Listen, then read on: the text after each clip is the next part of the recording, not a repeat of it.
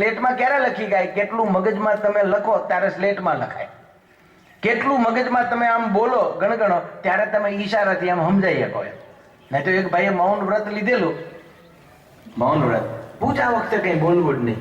એમાં કોઈ પૂછવા આવ્યું કે આને આ ગુનો કર્યો, જૂનો જમાનો, અને ફાંસી દેવાનું આના હાથમાં જ હતું સત્તા. એટલે કે ફલાણા ભાઈએ આવો ગુનો કર્યો છે આ તે, તો હવે એને શું દંડ આપવો? જનોય કાઢી.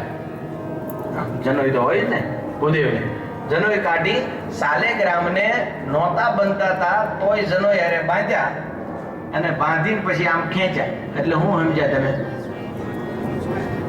એને ફાંસી આ શાલિગ્રામ કામ લાગ્યા. એટલે લ્યો, આના કરતા તો પાછું બોલી જવું.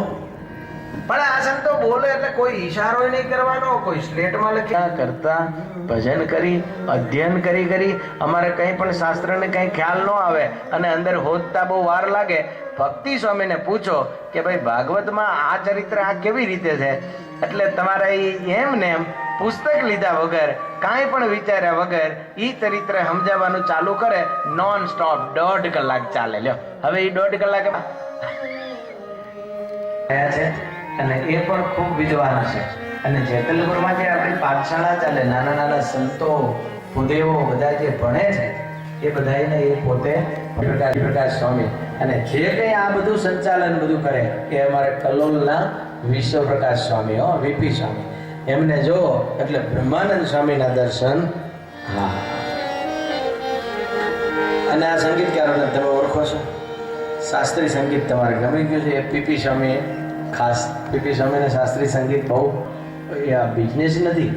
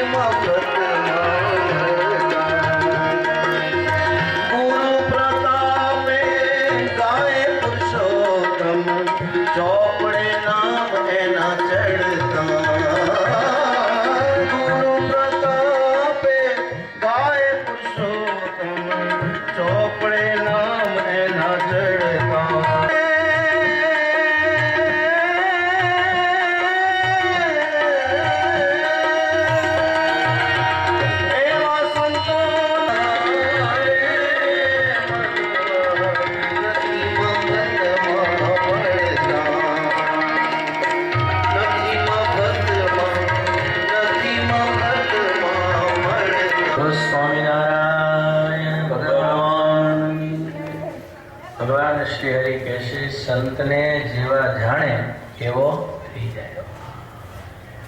સંતોના ગુણ જ્યારે ગાઈએ ત્યારે જીવ પવિત્ર થઈ જાય.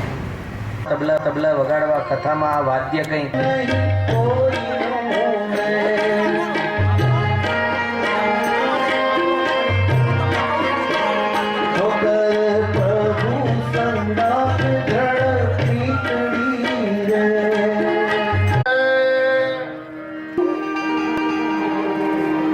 પૂજિતમ